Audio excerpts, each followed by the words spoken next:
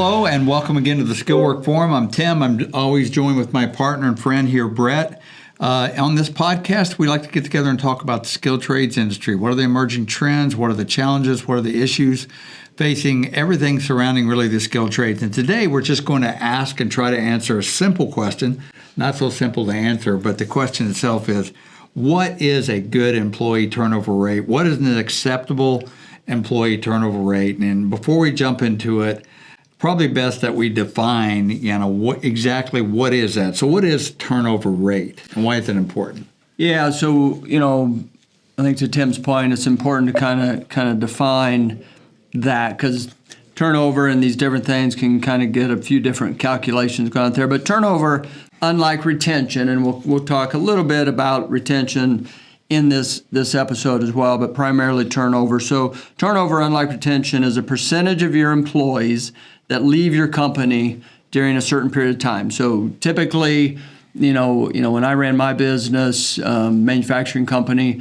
we would look at turnover rate on both a quarterly and then an annual basis. And so today in this and the way I always looked at it from the way I used the information was looking at kind of the total separation. So there's value, sometimes your HR department, you may do this in your company. They will use methods where they calculate your turnover based on what's controllable and not controllable. So maybe retirement doesn't count in the number or other things which is a separation. In this case, we're going to look at the total separation because from a pure leadership, which is kind of what we're focused on here is leaders of companies, is less is less. And so whether they're leaving because they didn't work out, whether they're leaving because they found another opportunity, whether they're leaving because they're retiring, it's a turnover rate that you've got to manage through. And so whatever it is, you've got to know what that number is. So we mentioned a few minutes ago the difference between turnover and retention. And so, both matter. We would encourage that you, as a business leader, you need to know and understand both. And we'll get a little bit more into that. But really the main difference between the calculation of turnover and retention is turnover includes all the new hires and retention doesn't. So retention is typically more of a long-term view. So most turnover, or I shouldn't say most, a very large percentage of turnover tends to be in new hires. Yeah. So you wouldn't want to put that in your retention number. In retention, you're looking at people that have been with you a while and then they're leaving. Right. And so where in turnover, you're looking at every new hire compared to the others. So yeah, I've even heard put out there in more simple terms is you've got the turnover rate, and the opposite of that is retention. So how many are leaving and how many you're keeping. At the end of the day, you boil it down to that. There's a lot of different ways you could slice it, dice it, and you should. But a simple formula that for the sake of this podcast and so that we're all kind of singing off the same sheet, the formula we take a look at is how many folks that you have that are separating through whatever avenue. They're no longer with you. They were with you. They're no longer with you. Divided by the average number of employees you have times 100, and that gives you a percentage. So that is a simple calculation that you can do. And if we use that, the national average, the current national average, I looked at a couple of different data points for this as well. And I would say on the low side, and this is kind of a little bit startling, on the low side, it's 47 to 48% across all sectors. I saw some other figures that say it's more realistic, around 60%, and it's growing. As a matter of fact, there's a Work Institute survey put out at the end of 2021, and they said from 2018 to the end of 2021, it's grown by 8% on average. If you take that back to 2010, so from 2010 to 2021, 88% increase in turnover rate across all sectors. What does that say? People are leaving their jobs for a variety of reasons at a much higher rate than ever before, at least in modern history. So we know in the space we work in and the skilled trades, that's probably even a higher number. a big turnover going in there. Sometimes we've talked about this in other podcasts called the Great Resignation. What we're seeing right now, the Great Resignation, massive turnover. So the idea is, all right, so we know it's out there, but we got to answer our question, what's a good employee turnover rate and why does it matter? The bottom line is turnover's killer to your business. This is like the Captain Obvious commercial. Yeah. Productivity tanks because of lack of experience. Brett, you're going to get into the numbers. You're a numbers guy. But the cost associated with constantly hiring, there's a huge cost associated with that. But it also can be an indicator of deeper issues in your company culture. Your benefits and pay aren't up to date or up to speed or not competitive, or you haven't provided a good work-life balance for your employees. So it's a key indicator, retention and turnover. Yeah, so Tim, like you said, I like the numbers and more from a statistical standpoint. I'm not an accountant, don't want to be, and so but I always like to say, numbers don't lie, people do, and so there's a lot of truth behind that. So cynical. I don't know. So I've never heard a number lie. Now people lie with numbers. Yeah, that's a different but that's a different deal. Yeah. So Did I tell you about the college course I took? It was basically how to lie with statistics. It taught you how to. Yeah, I think they're called politicians. Yeah, there you go. And so the. But we don't hate all politicians. No, particularly those running for school board. And so but the point of know your numbers is, I've dealt with a lot of companies. I've probably even been guilty of it at times in my previous career, where you almost didn't want to deal with it. You almost, turnover's turnover, we just need to hire more people, kind of a thing. But the reality is your turnover number and your retention numbers, you really need to calculate them on a quarterly basis, because they will show you trends. They will show you trends of what's going on in your business. It can, if your turnover rates are going up or your retention rates are going up, you need to look. Maybe it's stuff outside of your control. Maybe a new facility, just showed up in town and they're paying a lot more money, and people are jumping and for those reasons. Or there could be things, but there could be things that are happening inside of your business, and we're going to talk about that a little bit more here in a second. But if you don't know the numbers and you're not tracking the trends, you really have nothing you can really prepare for.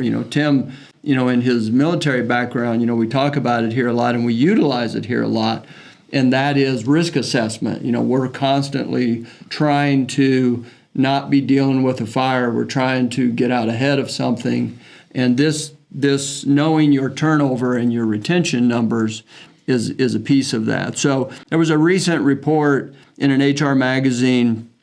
This was a company, actually I think it was a company overseas, but they were in the manufacturing space. They had a lot of skilled trade folks, and they knew their numbers deeply. You could tell that this was a company that was very on top of what it was costing them, and they had a calculation that said that for them to replace one skilled trade professional in their company, they had it down that it was costing them their business in excess of over $60,000 per iteration. Per iteration. So and they based that on, so when they lost somebody, this would be more of a retention issue, to be honest, than a turnover issue, because in a turnover, because so many of them happen early, it may not be as much of a skills gap loss, but when you lose an individual from the team, you have additional overtime that you're now paying for the other team members. You have all the cost of recruiting, of onboarding, of training,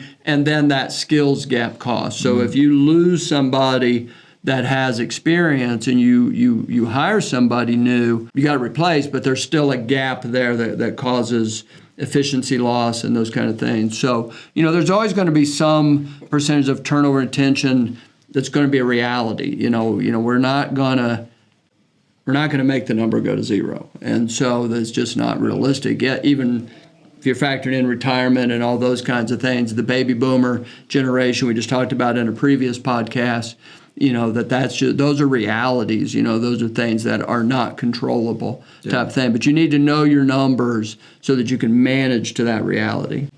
Yeah, so speaking of knowing your numbers and tracking them, I can tell you that here in our company, because it's so crucial what we do, we are in the business of supplying skilled tradesmen. We need to know what our own, turnover rate is, our retention rate is, and we don't track it quarterly, monthly. We do, but we just more discreetly. I'm looking at it every day. That's an ongoing live number that we're tracking every day, because the amount of volume that we push through with our skilled craftsmen and tradesmen, it's a crucial indicator. So I guarantee you that I'm on top of that, and Brett's on top of that. We have to know, because that's a canary in a coal mine. That's telling us there's other issues going on that we need to address here. Are we not taking care of our guys? Or the quality of jobs? Is there higher demand than we're? So there's lots of things that we're looking for. We get back to what is the premise of this podcast? What's the question? What is a good employee turnover rate? And Brett just said, the ideal 0 is not attainable. But I just wanted to answer the question, so I went out and did some research on traditionally what is an acceptable turnover rate. And it's about, our retention rate is about 90%. So a 10% turnover rate is what has been considered, you're running your business pretty well if you can keep it around 10% across all trades, across all domains. So when we're talking 50% conservatively, that tells you that we've got a significant issue going on right now across the spectrum. So what can you do about it? We already said that the biggest factor or the biggest multiplier in turnover rate is your new employees, your new hires. If you can keep your new hires, if you can keep even a small percentage greater of your new hires, you're going to impact that number in a very positive way. So we've done some other podcasts on this. We're going to recap a couple of things here that we think you can do to reduce that turnover rate, increase your retention rate. So the first one is a great onboarding process. This is your first impression. And it's been said, that first impressions are lasting impressions. And they really are. So as you onboard new employees, we tend to wine and dine them during the recruiting process. You talk to everybody about how great it is. We have this, we have that. It's an amazing company. We love you. You're our number one asset. Get them through the door, get them hired. Halfway through the 2-day orientation, they're looking around going like, well, I'm not sure this is the right company. And then after the first week, when they're not getting treated well, when they're not getting paid attention, when it looks to them like they're a burden to be there instead of somebody that's there to help them, that makes it significant. We hear it all the time. Our skilled workers, our skilled tradesmen, the value and respect and treating them well, it's not that hard to do, but we fail to do it, and it impacts your retention and turnover number hugely. So treat them well during the onboarding process.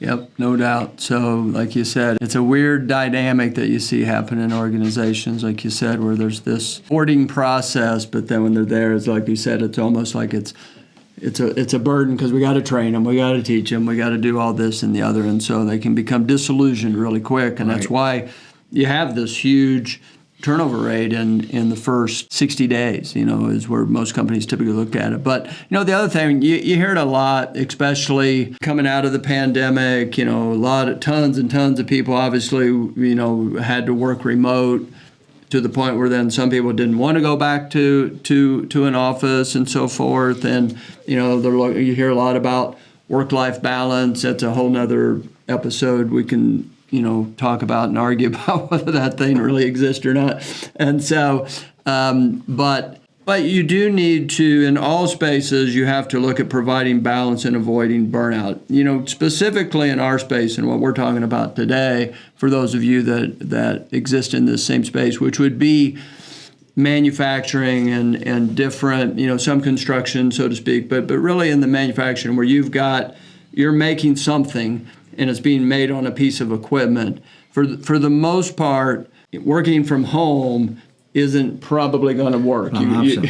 You might be able to call in. You may be able to get on your computer and be able to see what's happening with that piece of equipment. I think that trend is is out there and it's continuing. But for the most part, your technicians are still going to be hands-on. The machine, the piece of equipment is there. Depending on what the issue is, you've got to be on site. And so, but there's still an opportunity to provide balance and avoid burnout. So, a big part of that is being adequately staffed. When a team, we call it the crazy cycle that we see companies get themselves into, where they're understaffed, so they work their people more. The people work more, they get burnt out, and they leave. And this crazy thing never stops. And so as a company leader, wherever that is in the organization, whether you're the president of the company or you're the front end, maintenance supervisor,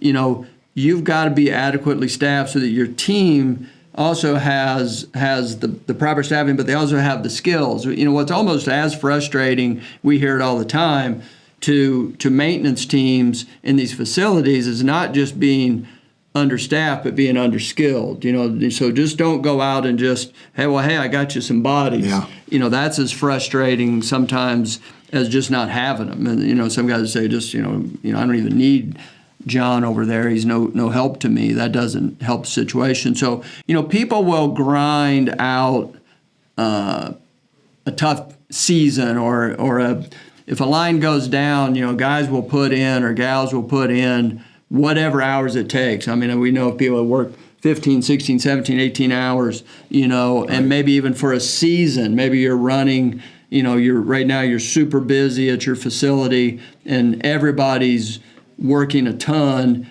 And for a season, that's okay. But when it becomes a lifestyle or more so even an expectation, turnover and retention will start to increase. And so that's why that, when we said a minute ago, the numbers matter, know your numbers. If you're starting to see those trends, then you got to be honest enough with yourself to say, what's changing? Are we understaffed?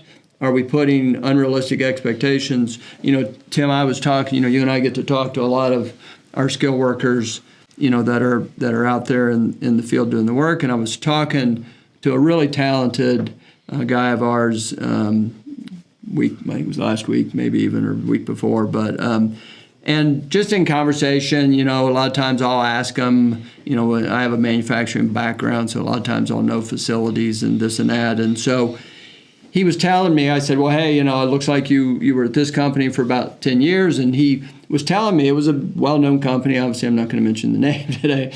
Well-known brand, and he'd worked there for some time. And it was a very positive conversation. He was telling me a lot of things that he liked about it. As a matter of fact, his wife still worked there. She worked she wasn't in the maintenance area. She was in a different part of the facility. But she was still there. But I asked him, well, it sounds really positive. Why, after 10 years, why did you decide to leave? And he said, I was working 90 hours a week, 7 days a week, and I just got burnt out. So he said it was just, comes a point where it's just too much. Yeah, there's a ton of things, and we've covered this in other podcasts where we talk about culture. What can you do to stem the flow of turnover?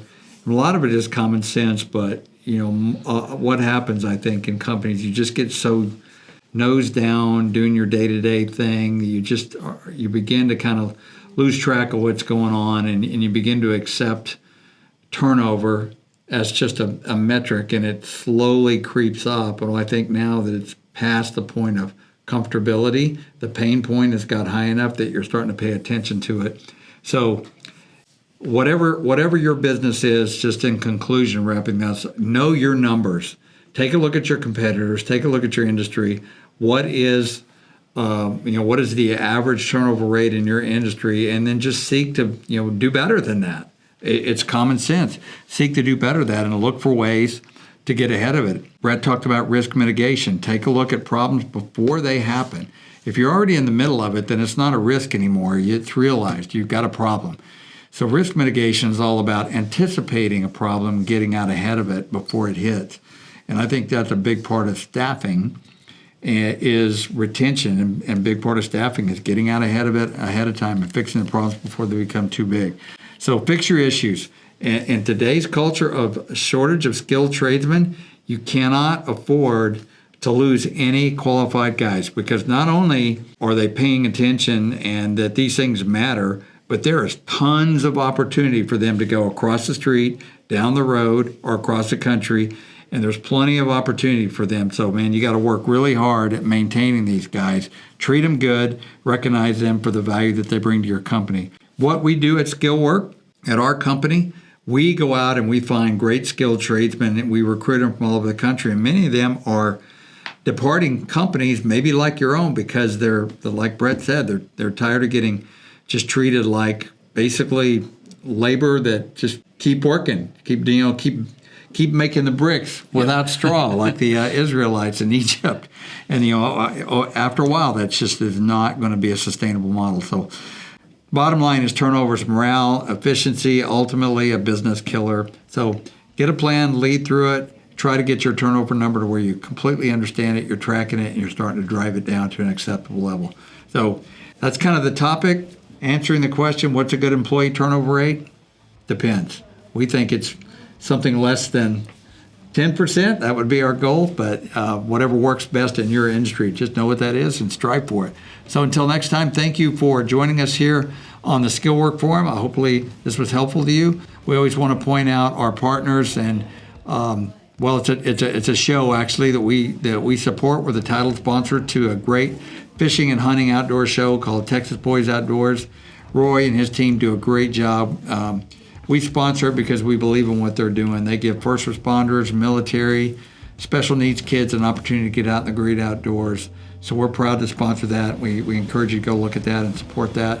Also, we have another podcast called The Proud Skilled Worker that interviews skilled tradesmen and gets their perspective and views on things that affect their job, their life. So if you want to learn what they're thinking, you want to get in the head of these skilled tradesmen, I encourage you to go take a look at that.